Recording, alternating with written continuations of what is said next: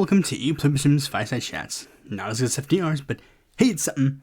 Now, this episode, we're of course transitioning back into far across the land so that we can look at another country's election.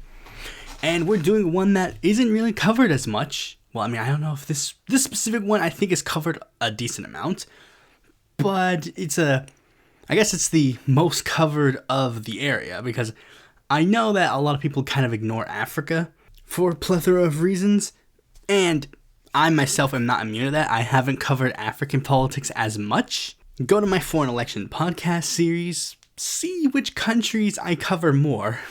They all seem to stem in one region, but hopefully we'll be able to change that in the future as, well, I don't know, hopefully that will change in the future. With that out of the way, let's get right into the news. First, heading back to the region that I cover so much, we're going to be talking a little bit about Ecuador, which also recently went through an election of their own. But this one was a referendum. Not just a referendum, multiple referenda. Incumbent President Daniel Noboa has, if you know anything about Daniel Noboa and a lot of other right-wing figures in Latin America, they've been following a model that has been set by Nayib Bukele, as in very, very tough on crime and making that basically your own policy, but seemingly running on like I'm a centrist type candidate, like as a populist, like new face of politics type candidate, but running very much as a tough on crime candidate. Tough on crime politics isn't anything new, especially in Latin America, but this new wave is just incredibly noticeably harsher because, again, Bukele is notably harsher, enacting like a very, very strict lockdown period and very, very strict gang crackdown, which has led to many citizens in the country to just flat out disappear. And this model has been exporting all across the region. Noboa in Ecuador, Patricia Bullrich ran under this sort of platform, and she's now serving in the administration of Javier Milei, who is going to be implementing very similar policies like this.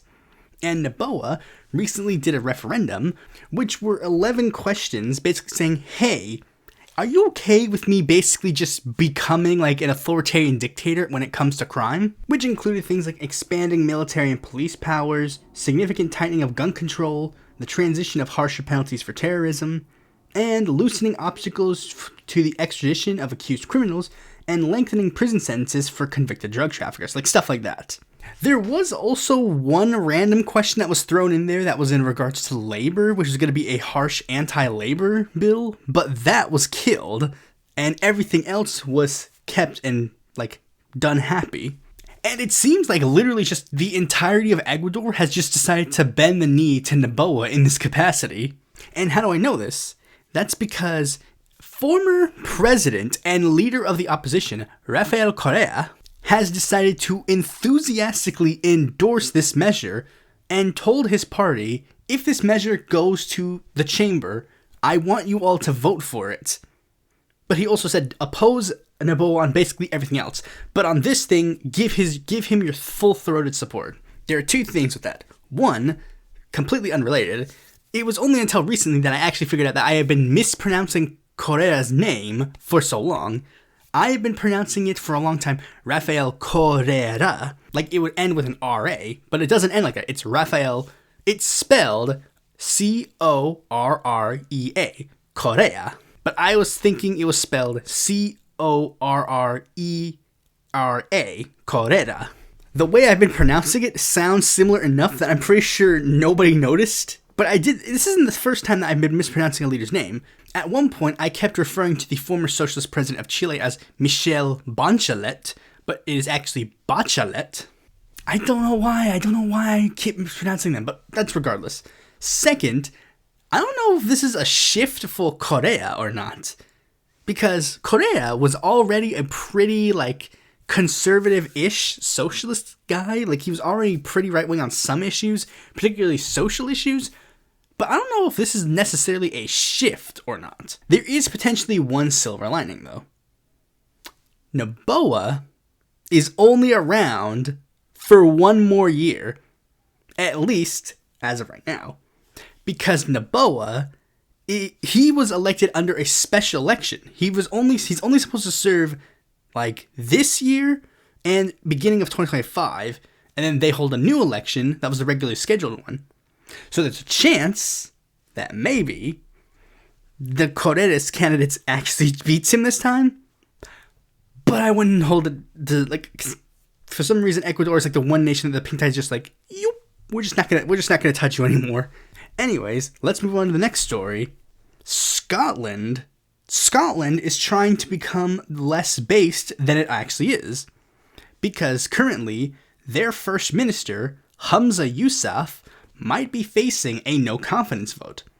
Apparently, he's facing 2 no confidence votes because 2 separate no confidence measures have been pushed into the Scottish Assembly. The reason why it ended is simply because Yousaf ended an agreement that the Scottish National Party had with the Scottish Greens, which was held in the previous administration with Nicola Sturgeon, arguing that it had served its purpose, which now puts the Scottish National Party into the minority because they only have 63 seats, whereas now the combined opposition has 65 seats. So now all of the other parties are basically just like, yeah, we're just going to all push for a no confidence agreement with the Scottish National Party. Well, all except for one, we'll get to that in a second, but like the Conservatives, Labour, Greens, and Liberal Democrats have all basically just agreed that they're going to push for a no confidence vote on the Scottish National Party. And things are a little bit hectic because now people are trying to scramble and figure out what the heck is going to happen next. Because there are a lot of things that can happen next. For one, Humza could resign as the First Minister, and then maybe the Scottish National Party can produce a new First Minister, and then they could vote on their government instead. Or there is a slight chance that Humza could be saved, because in order for this to work, all 65 of the opposition members have to vote against his government. But there is one member of the government that, as of right now, is currently being looked at as one of the major potential flippable people, and that is the one member of the Alba Party, Ash Regan. For those who don't know, the Alba Party is a political party that is founded by the former leader of the Scottish National Party, Alexander Salmond, who founded the party because Nicola Sturgeon was investigating him for corruption that happened under his administration. Now, Ash Regan might sound familiar because she actually ran for the leadership of the Scottish National Party in the most recent election for the leadership, was one of 2 of the people who were opposing Humza Yousaf. And unfortunately, one of the major pieces of contention she had with the Scottish National Party was the fact that the Scottish National Party was being overtly pro-trans, claiming that that was taking the Scottish National Party's attention away from independence, and instead, they should focus on that instead of transgenderism. Which didn't bode well for her, because she didn't do so hot in the Scottish National Party election. Like, literally, she got vastly lower amounts of votes than the rest of the candidates. And it's partially because the other person who was running against him, Kate Forbes, was more overtly right-wing, whereas Ash seemingly is a TERF, like literally in the most literal sense is a TERF. Like basically it seems like if you were to put all 3 of them on a spectrum, Humza would be on the left, Ash would be in the center, and Forbes would be on the right. And that was basically how it is. And now, it seems that Ash Regan seemingly is the one person who could potentially save Humza Yousaf's government. But it appears that she would make demands to him to do that. And I don't think Humza is going to be giving her those demands, because I have to take a wild guess and say that her demands will probably have to do with transgender issues, and Humza is not going to sell out trans people. And due to all that, it seems that we are going to be moving on to option C, which is, due to the fact that there will be no government in formation, Scotland will then just move on to a general election, which is a little bit of an issue for only one regard, and it's the fact that the Labour Party is, like, in swinging distance with the SNP. Which just means we gotta work hard to make sure that Humza Yousaf remains the leader of Scotland. because the Scottish National Party is literally the only good political party in the United Kingdom at the moment. 129 seats in Scotland, baby, and then we'll be able to get the people out of here. Next story is actually going to be somewhat related to the story after that, so let me explain. So, a recent document leak has been found that shows North Koreans might have worked on outsourced animation. It says right here, North Korean illustrators and graphic designers appear to have helped produce work for U.S. animation studios unbeknownst to those companies, suggesting that unreleased episodes of a few popular American cartoons could include work from one of the most closed-off economies in the world. The revelation comes from a trove of documents recently discovered by U.S. researchers inside a computer server house in North Korea. It's unclear how the files ended up in this tightly controlled portion of the internet, but the researchers who analyzed them told CNN that they appear to be the result of work that was unknowingly outsourced to North Korean workers. And the cartoon in question that seems to be the focus of this is the hit animated series Invincible. Now, it seems that a lot of people are really surprised at this. A lot of people are surprised in this in a lot of regards, but the fact of the matter is, I'm not at all. Because the truth of the matter is, none of this contradicts anything that has been going on in U.S. history. Yes, of course, publicly, the U.S. is like, oh, we hate North Korea. North Korea is an authoritarian dictatorship, and we wouldn't do this and blah, blah, blah. But at the end of the day, they're still going to have trade with them. And this whole story is like, oh, but these companies didn't know. These companies knew. These companies knew. That's just the truth. These companies knew, or at the very least, they were told. I mean, maybe we send some of it in our neighbors in the north. Maybe we don't. I don't know. That's why we outsource a lot of our animation to Korea to begin with. We just want cheap labor, and the U.S. is perfectly fine with cheap labor, even if it's for a place that they quote unquote hate. North Korea is one of the most despotic nations in the world, and America's worked with North Korean studios a lot. Remember that famous episode that I did about Squirrel and Hedgehog? Their animation studio, SEK, they've worked on a ton of American productions. Because what usually happens is that they send the work to a South Korean studio, and the South Korean studio outsources it to North Korea. Look, and I'm not kidding. They've worked on very big productions. The 2003 Ninja Turtle show, they worked on that. The Avatar: The Last Airbender, they worked on that. Remember those shitty Titanic movies? Tentacolino and The Legend of the Titanic? They worked on those too. They worked on the Futurama Bender's Biscore, and they worked on the Simpsons movie. They worked on the freaking Simpsons movie. In fact, there's even a big rumor that I learned about while I was doing research. It's remember that infamous Lion King sex scene?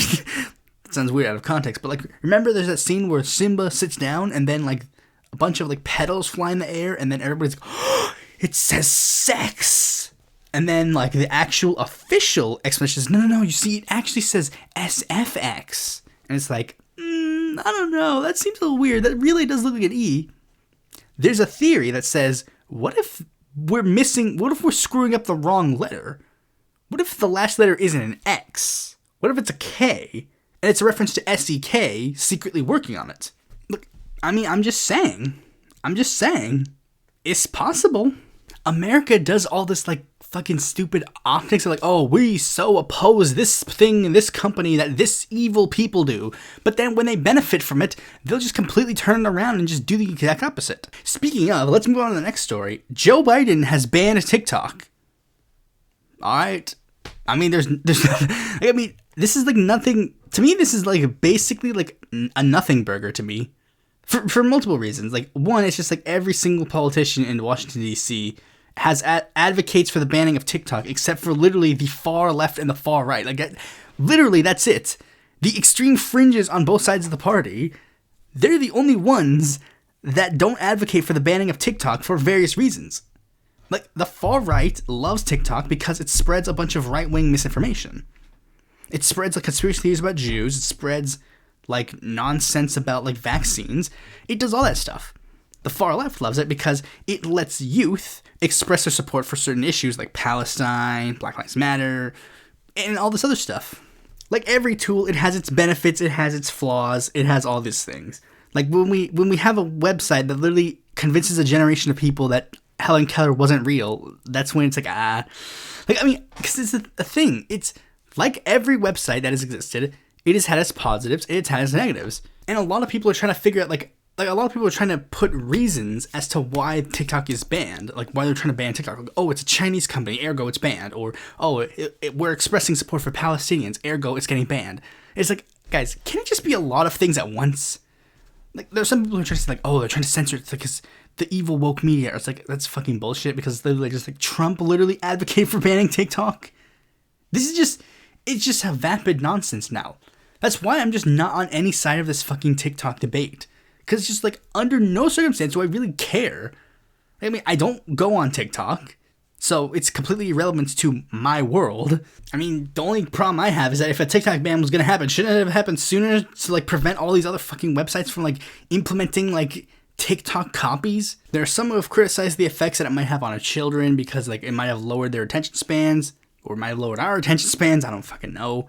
Because again, like, I don't care that much about this TikTok issue. I don't care if they sell it to a different company. Who cares? It, like, this all is basically nothing to me. I don't care at all. I'm only mentioning this just because of like the insane hypocrisy that is coming from this. Because it's like, on one end, it's like, oh yeah, we don't want to work with like despotic nations like North Korea. And then all the bullshit about like, oh yeah, we're not going to work with the Uyghurs. Like, why would we work with China? And like, because they have the Uyghur genocide going on over there. And then it's like, oh yeah, and also, like, they do that, and then they also immediately turn around and then just flip everything. Because, like, yeah, we still have very close relations with China in economic sense.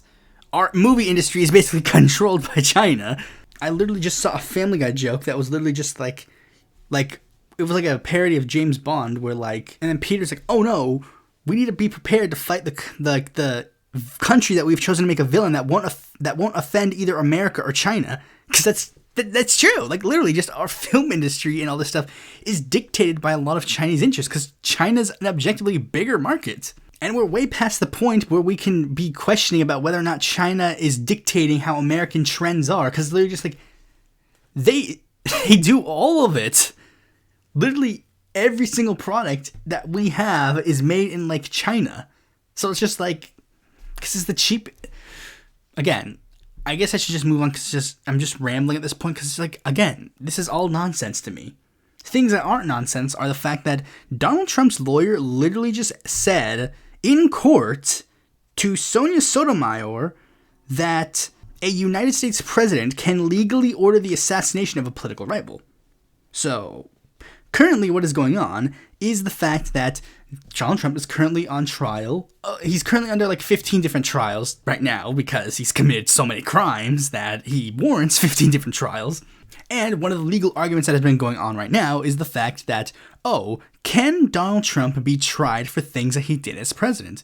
Because presidents have, quote-unquote, immunity from certain actions. That's why we have to go through the impeachment process, because it's just like, hey, if this person's a criminal, then we should get them out of office and then put them on trial. And Trump's lawyer is trying to make the case that, like, things that he did in office are official acts of the president. So you cannot try him for those things. Basically trying to make the case like you can't try him for things that happened on January 6th.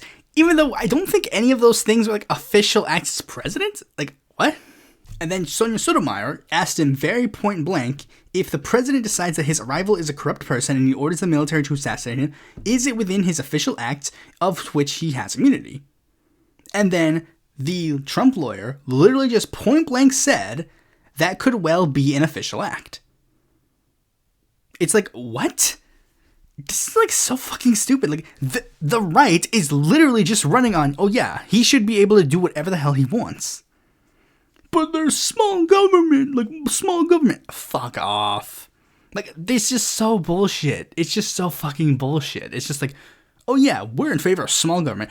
Oh, by the way, the president should be able to have the legal right to order assassinations of political rivals. And then Elena Kagan offered many other hypotheticals, including one where Donald Trump, or any other president for that matter, hypothetically sells nuclear secrets to a foreign power, to which he goes like, I mean, if it's an official act, it's like, guys, these guys are just so fucking blatantly fucking garbage.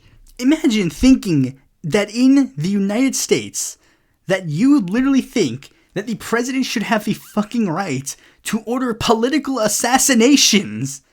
Imagine literally making that argument and then going like, oh yeah, we're small government people. We don't want authoritarianism or blah, blah, blah, stuff like that. It's like, are you serious? Like, I don't even fucking think that people, like, the presidents have the right to do, like, things like drone strikes. I don't even think they have the legal right for that. But it's like, oh no. Like, literally, I think it's one of the arguments that they're trying to make, like, oh yeah, well, technically, Obama ordered assassination, so it's like, I mean, come on, bro. It's like, no, first of all, that's different. Second of all, it doesn't matter. I think that's wrong too. So, and that's also one of the most hilarious things that you can say about, like, fucking, like, any, like, right-winger, because, like, the second I say any of this, they will immediately turn to me and then say, oh, so you think Obama should be going to jail for like, ordering the, like, drone strikes in this place? It's like, yep, absolutely. Like, literally, I am okay with sending every single current president that is still alive right now in the United States. I'm okay with sending them to the gallows and then just watching, and then I'll pull the fucking lever. I'll pull the lever. Because all of them have committed crimes that are worth facing repercussions. I mean, I guess the exception would be Jimmy Carter, I think. Maybe? But then again, he's already in hospice care, so it's like, what's the point?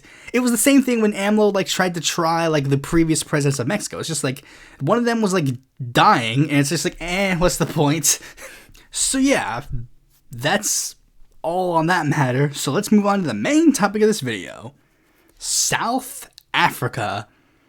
A nation that is very prevalent. Probably one of the only African, like, nations. You clearly heard me almost say something else. You heard me almost say something else, but, like, yeah, you heard me almost say African American nation. I don't know, like, that's just preemptively put in my brain for some reason, like, African American.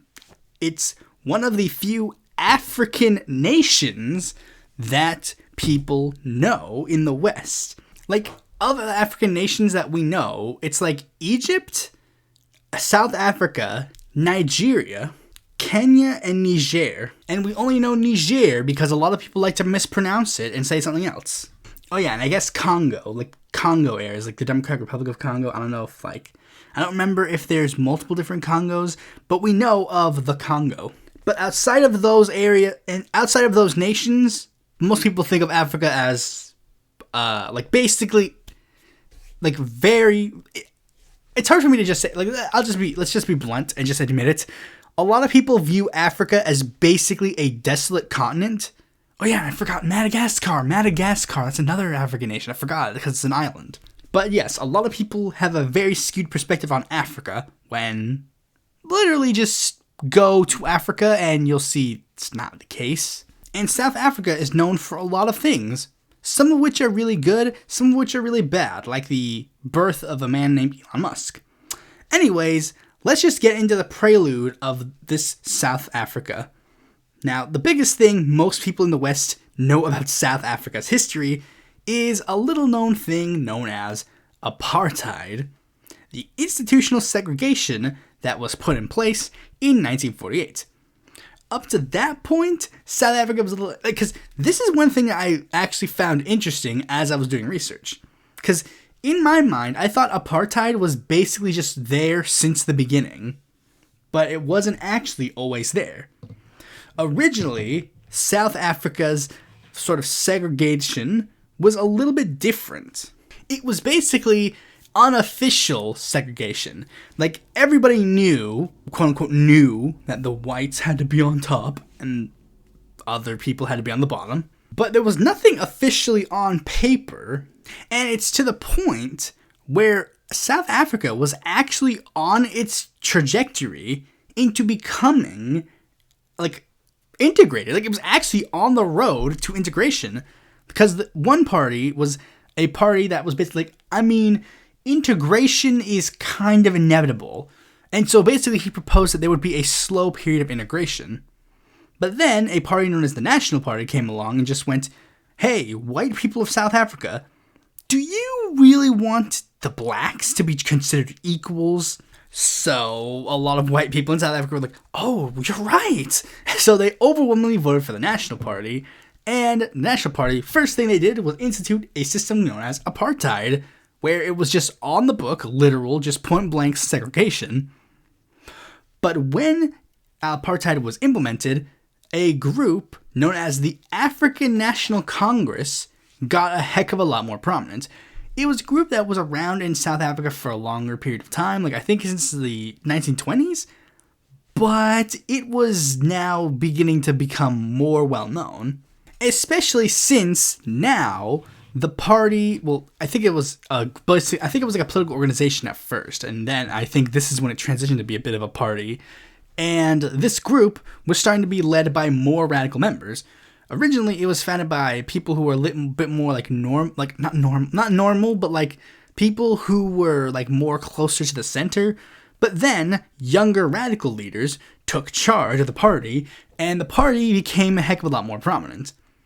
And one of these new leaders was a man by the name of Nelson Mandela, who would help lead something called the Defiance Campaign against apartheid, particularly protesting something called the Pass Law, where black South Africans were required to have passes that restricted them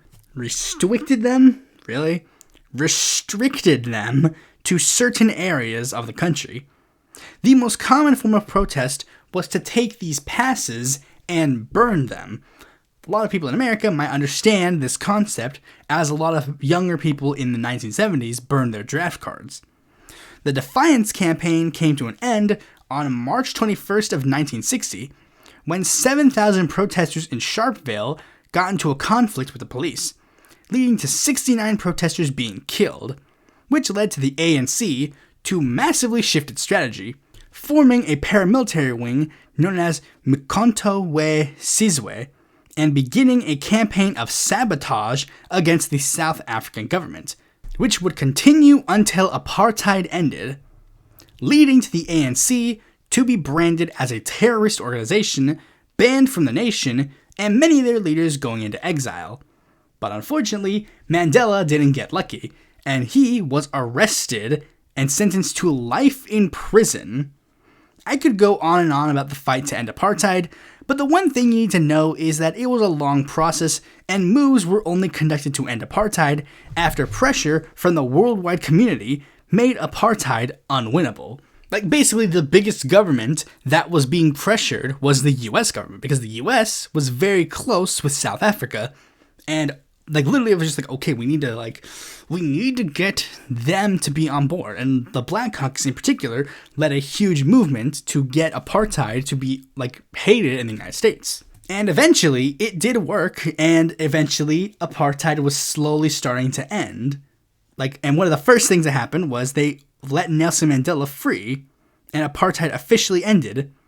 And the first thing that happened was that a new election would be held, and it would be the first election where black people could vote. And a certain person decided to run in the campaign, and I think we know who that is.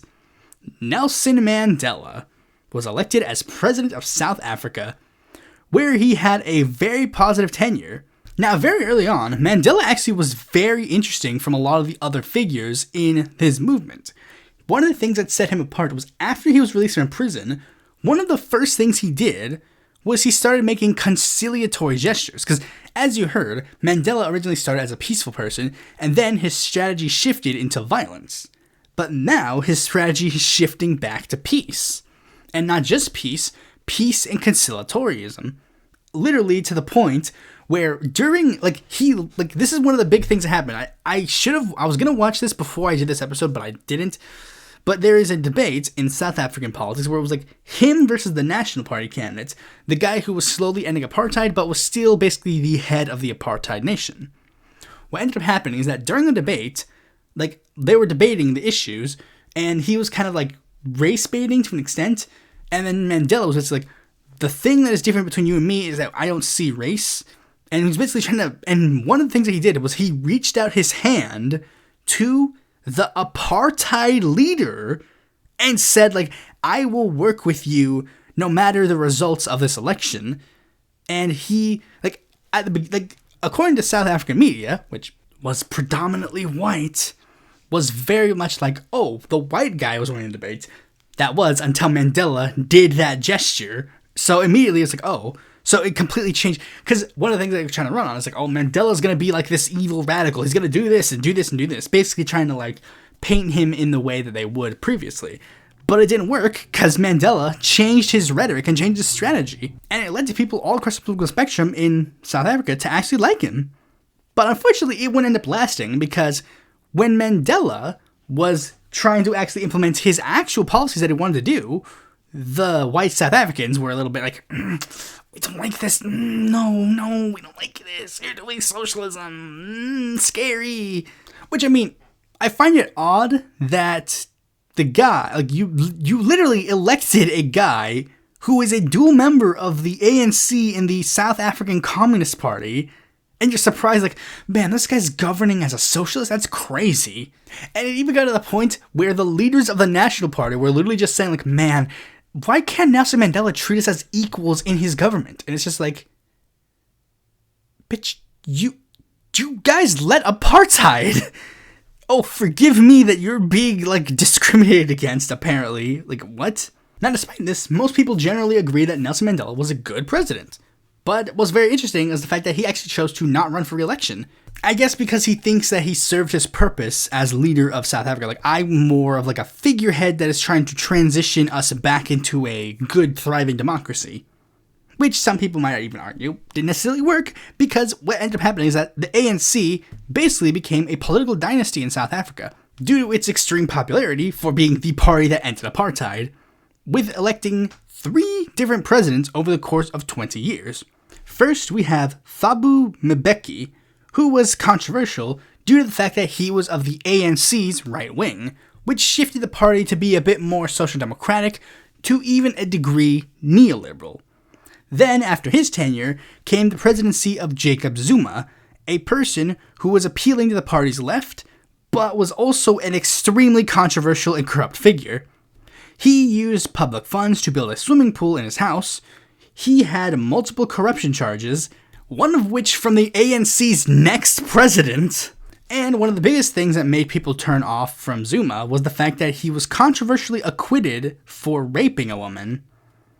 And also known for making a very infamous quote during the trial and the media literacy about this, where the woman who accused him of raping her was HIV positive, because HIV is a very big problem in South Africa.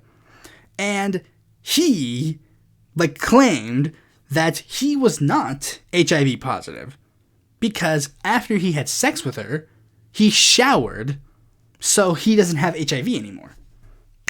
Okay, buddy, sure, whatever you say. And the current president of South Africa is a man by the name of Cyril Ramaphosa, who I've talked about previously in the top 10 best presidents around the world, so you could probably take a wild guess that I'm not necessarily opposed to him, but for lack of a better term, he's really mid. Like, he's basically run-of-the-mill, normal, he's a social democrat, but in one of the best ways, social democrat.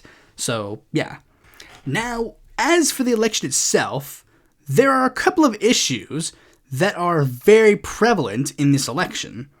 First, the issue that is, I don't necessarily know if this is the biggest issue currently going on, but it is an issue that is kind of big, and very much every single country has this issue come up at one point during an election campaign: corruption.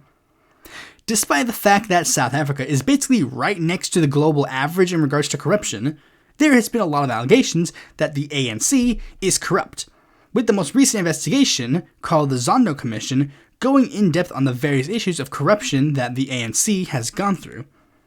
And every political party is basically ran on anti-corruption. Literally, every single party runs on anti-corruption.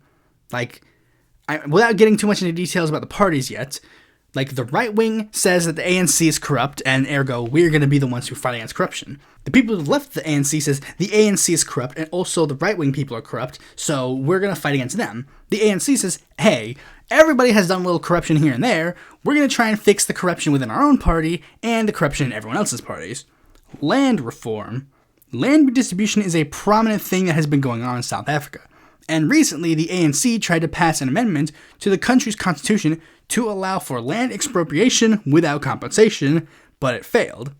Yet, the left-wing parties are still attempting to push an agenda similar to this through. The next thing on the agenda, crime. Crime has went up a little bit in the most recent year, so there are some issues regarding that for the election. with a prominent anti-crime nonprofit Action Society stating, if the current murder trend continues, 31,000 people will be killed in the next 12 months. And on this same level of crime, I should mention this, because this is an issue that I've seen so much over the years, and I finally looked into it for this election, and it's just like, oh my goodness. I think I've looked about it a little bit during the time period, but now I've seen a lot worse going on.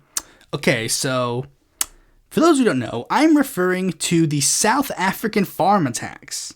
Basically, there are some people in South Africa who are farmers. What a surprise, a nation has farmers, and sometimes people attack those farmers to take their land for their own purposes. Now, farmers in South Africa aren't really like a particular racial group. There isn't like people of purely one race doing the farming. There are farmers of multiple different ethnicities and race in the country, which is true in every other country that has farming and multiple ethnic groups.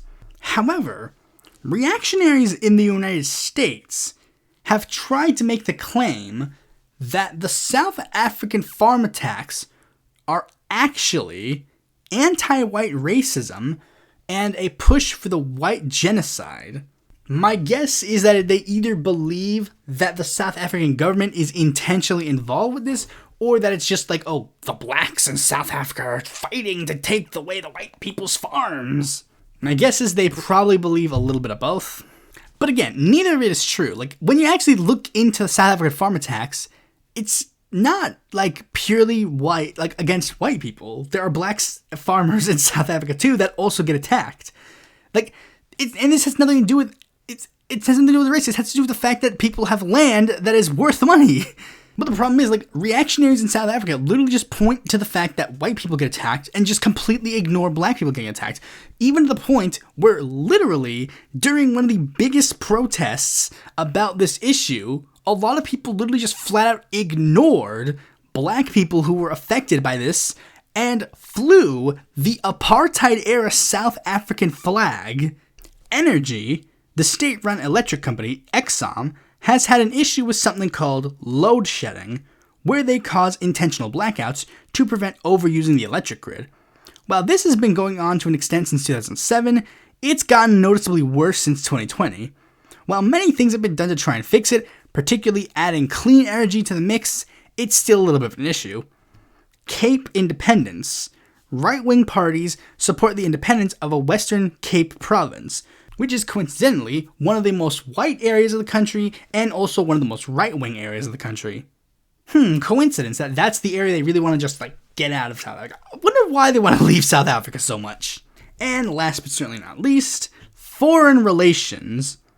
There are technically three big foreign relations that South Africa is currently going on right now that are facing a very big issue in regards to South African politics. First, biggest one, Israel. South Africa hasn't had a good relationship with Israel since Nelson Mandela took over. Gee, I wonder why South Africa, of all the nations, would be at the very least sympathetic to the Palestinian cause. I wonder if there's anything remotely similar between these two nations. Can't think of anything. But, like when they were talking with the apartheid government to try and form coalitions with them, they actually tried to be the bigger man in this conflict. And that's actually a really thing that's very interesting about the ANC, South Africa in general. Literally, despite the fact that they get fucking oppressed a lot, they literally try to be the better person in this regard. So they're just like, okay, we'll talk with you, Israel. We'll try to form some good relations with you. But we have to talk about your situation regarding the Palestinians. And they had a rocky relationships, but relationships nonetheless that were going on.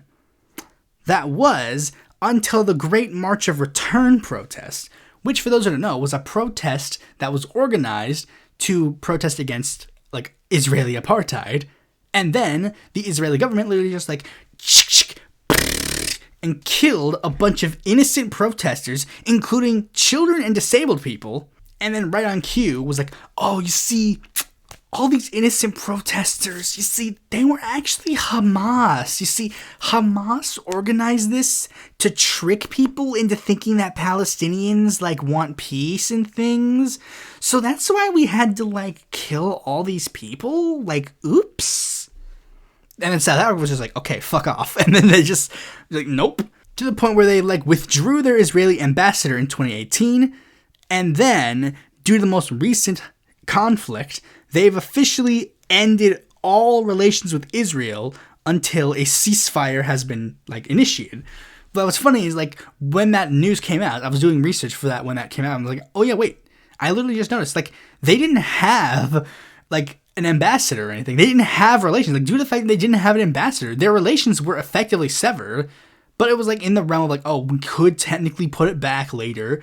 But then, literally, they're just like, nope, just complete severing of the relationship with Israel, which is the correct position, and they even went so far as to sue Israel in the International Court of Justice, which has led to speculation that foreign intervention could play a hand in this election, because, shock of all shocks, Western nations and Israel have a little bit of a close relationship and might be a little bit hesitant to help this area that is not necessarily nice to them, which has led into geopolitics to sort of re-enter the scene, because Russia and the US also have been fighting over South Africa.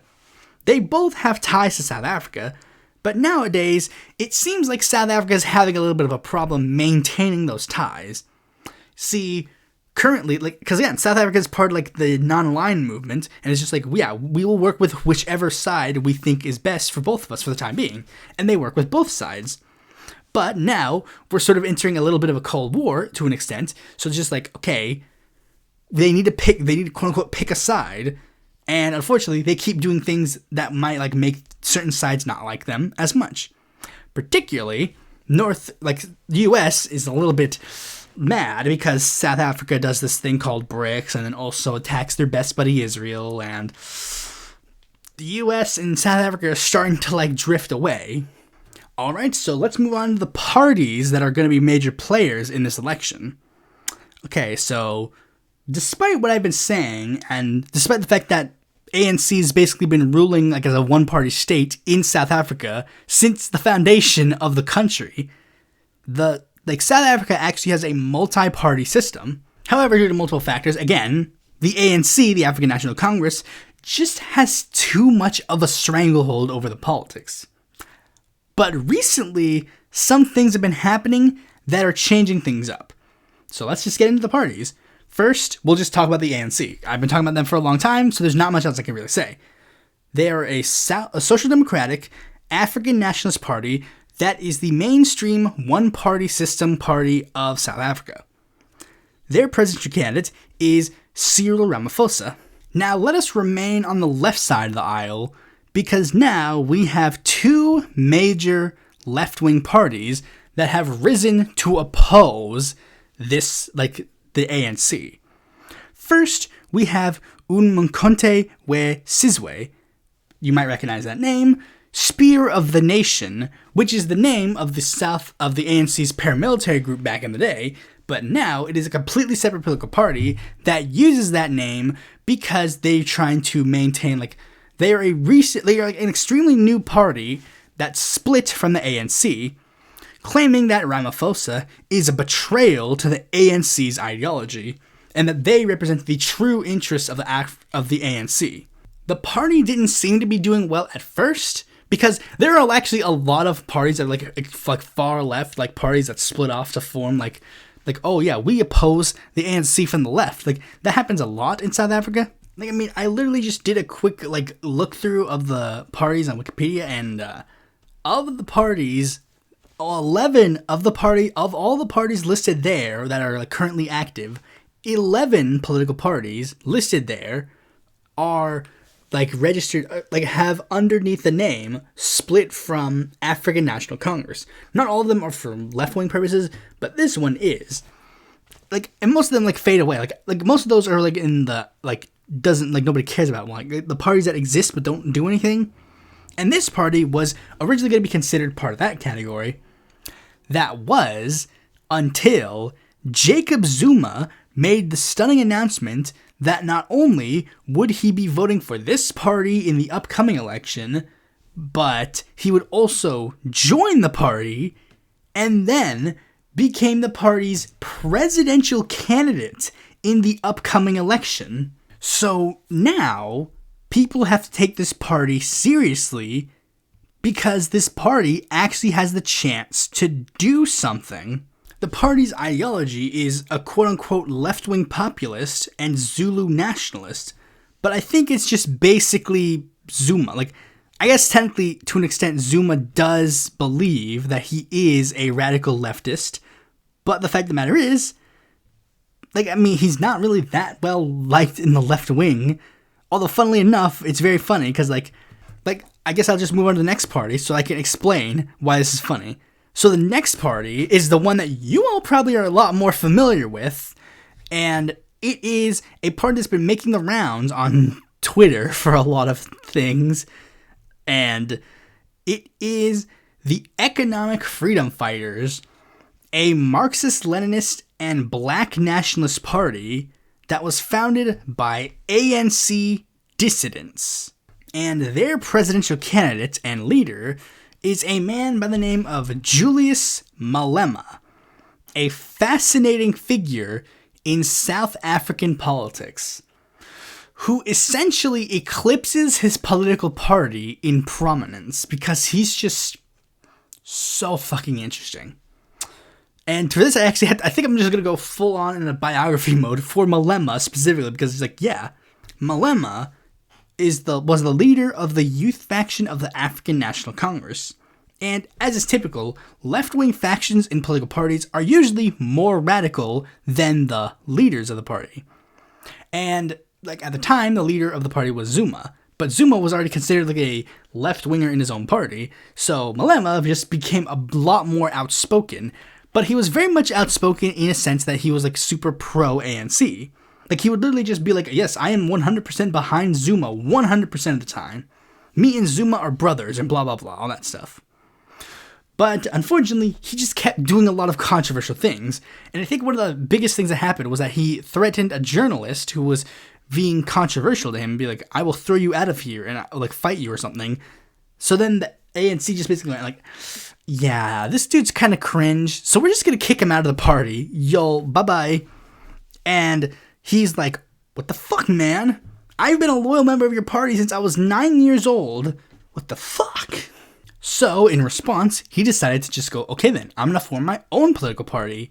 And he led the party called the Economic Freedom Fighters. And ever since his party's foundation, Malema has seemingly gotten more radical and more outspoken. In Parliament, he is well known for his controversial, like, confrontations with people and being thrown out of the building because of it. And alongside a hatred of the press, like, he's just, again, very much well known for being like a demagogue type figure. He's also really good at holding rallies. Again, very much like a demagogic populist figure. But those rallies and stuff have led into another piece of controversy. Because during his rallies, he frequently chants a prominent South African anti-apartheid song known as Dibul Ibuhunu, also known as Kill the Boer, which is a song calling for South Africans to kill Dutch-descended Boers. And let's just blatantly acknowledge this. The song is essentially a song advocating for killing white people. Like, I mean, you can make the case about the song's place in history, what it means in a broader sense of the apartheid argument, like the sense of like, oh, well, the actions of the apartheid government is what led for black South Africans to feel like this is their only option for political, like, venture. But today, let's acknowledge the truth. It's a little bit sus. And a lot of people acknowledge this. The South African government has fully acknowledged that, yes, the song has a prominent place in history, but in the modern day can be seen as a very controversial thing. So they have officially banned the song from being used in political rallies. And Malema's just like, I don't fucking care, and then just does it anyways, and keeps getting in trouble for saying the song. But then, Malema decides to be even more fucking weird, because people will then go, like, they will argue about, like, oh yeah, what does he actually mean? Like, he actually, like, I think he's referring to more like a broader, like, political sense, and, like, trying to justify him singing the song. And one of the ways they'll do it is during his many trials, they'll be like, okay, Malema, alright, buddy, old pal, Malema, Julius, my man, my main man, you sing this song. This song talks about killing white people. That's a bit sussy baka, especially since you want to lead our government. But we've heard the arguments that people say, like, yes, it's a very prominent song, and maybe, yeah, genuinely, maybe you just don't actually want to kill white people. So can you just say, on the record, do you actually want to commit a genocide against white South Africans? And then Malema chooses to respond with this. Let's deal with that at that future date. I don't know what's going to happen. So you're saying you are not ruling out that in the future you may very well call for the slaughter of white people? It may not be me. Could it be you?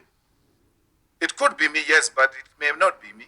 Yeah, so it could be you. You could, at some future date, call for the slaughter of white people. What will necessitate that?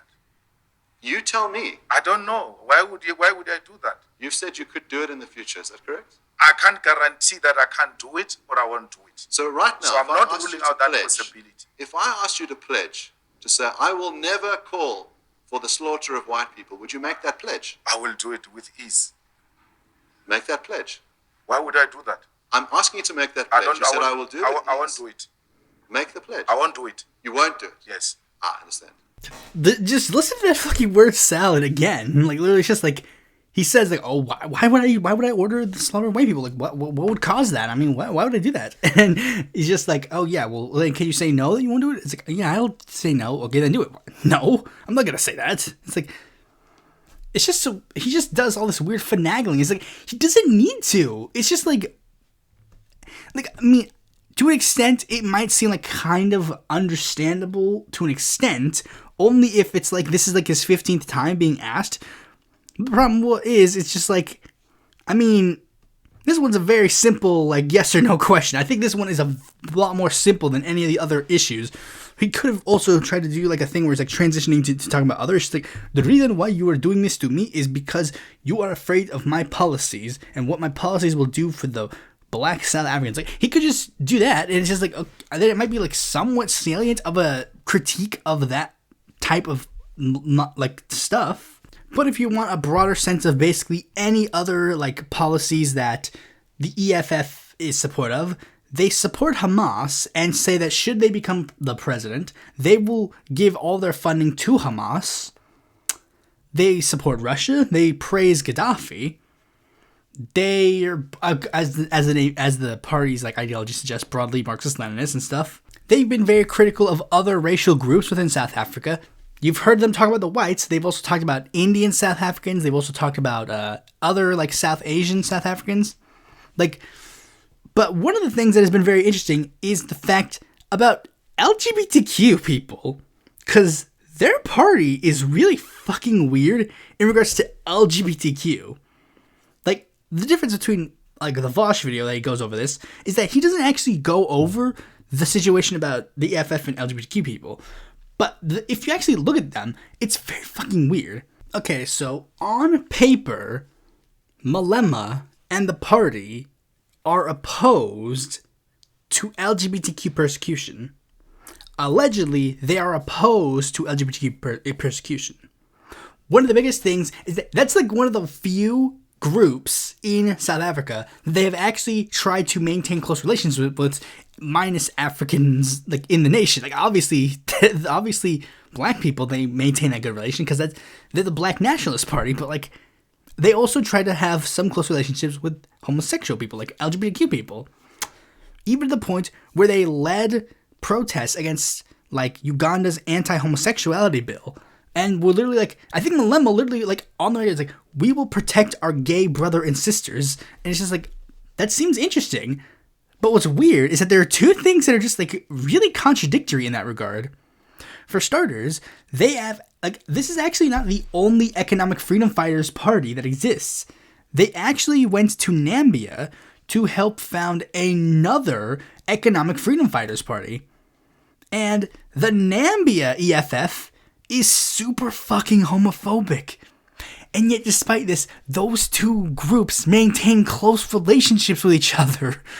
Like, literally, one of the biggest things, it was just weird. It was just like, Malema literally said, like, this is an actual quote of his, where he's like, no EFF supports homophobia. And then, literally, most people, like, immediately responded with, like, the Nambia EFF greatly supports the Ugandan anti-homosexuality bill. And then, at the 10th anniversary of the Economic Freedom Fighters Foundation, they invited a Kenyan activist named Patrick Lumumba, who was an extremely homophobic person, to attend. So, again, it just seems weird that they have like this, they're like sort of like what a lot of like left-wing parties do with like somewhat anti-Semitism, like really far-left parties have with anti-Semitism. It's like, well, it's not like the party's not technically anti-Semitic, but there are some people who are a little bit anti-Semitic that happen to be in the circles of these parties. But I will also mention this one big piece of, like, accusation against them. Like, they've been accused of a lot of things, anti-feminism, fascism, like, all this other stuff.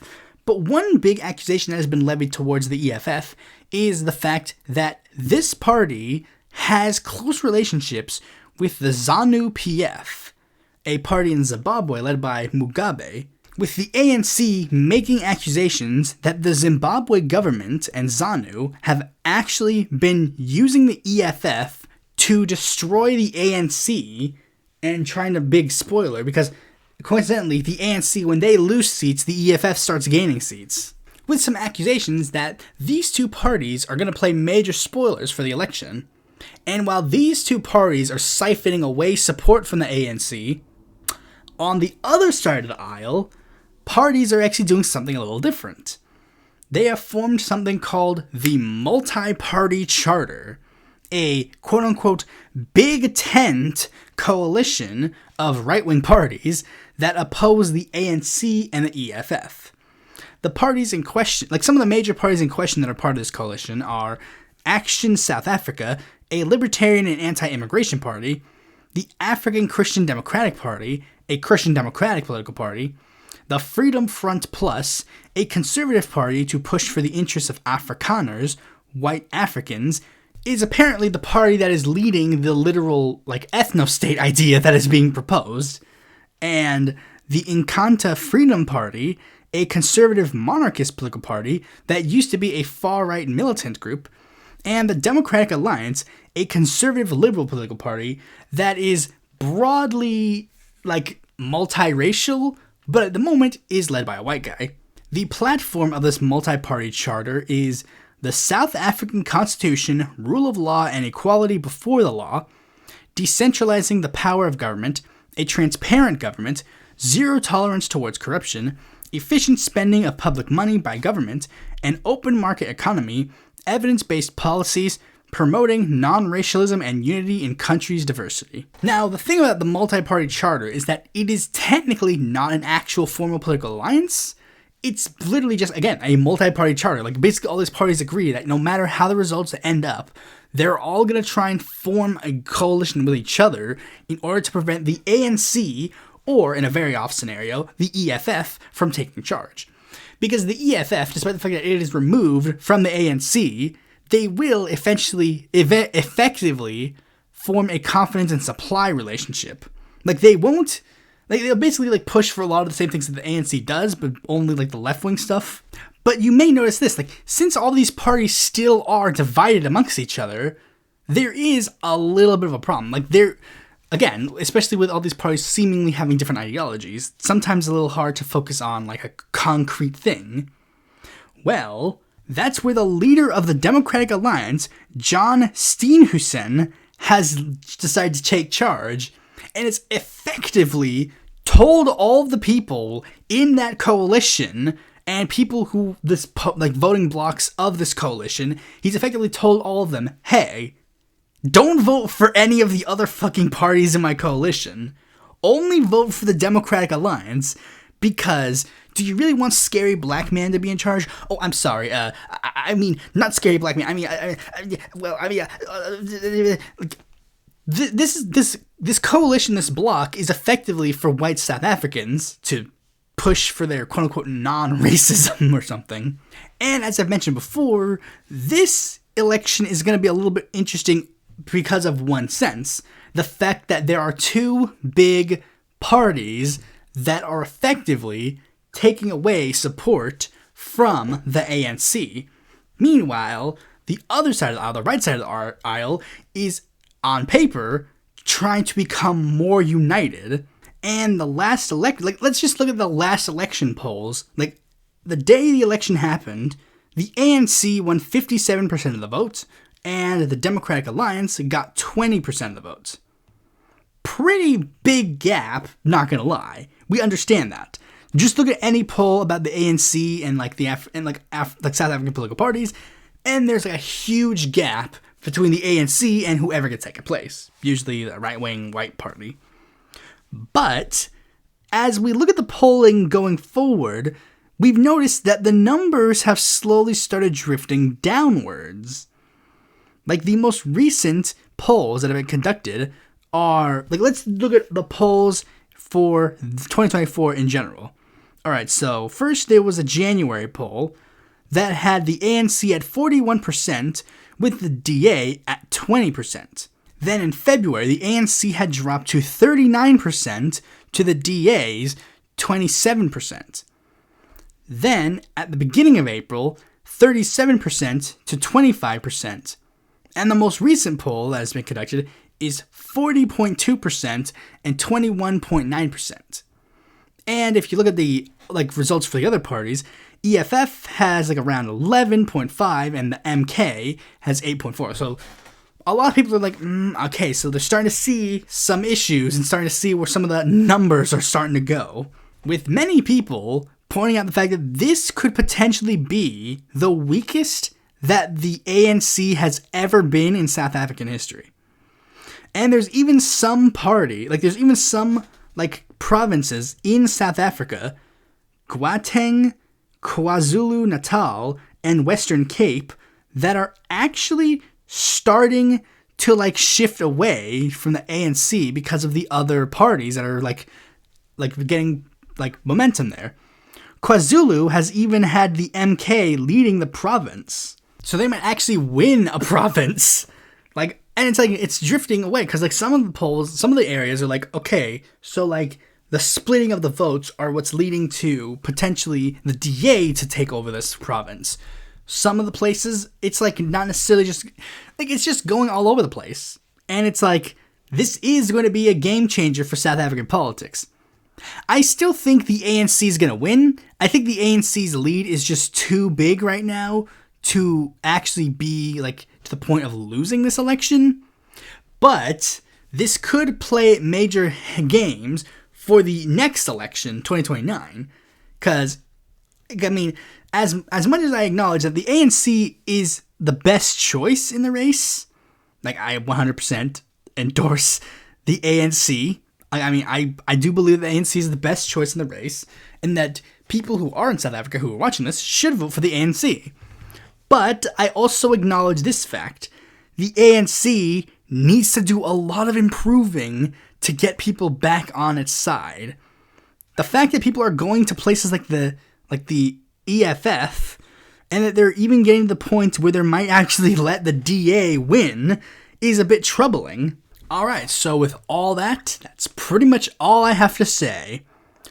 Thanks for watching this video. Be sure to like, comment, share, subscribe, and click the bell to notify if a future video of mine comes out. And if you need more content from me, you can go to... I think I'm going to have to need a new outro because, honestly, the website ain't doing so hot. I haven't really done anything with the website because the website's not really meaningful at the moment. And I basically left Twitter, so there's not much else for me to do there. I guess support me on Patreon. I guess that's really all I could say. Support me on Patreon or join my Discord.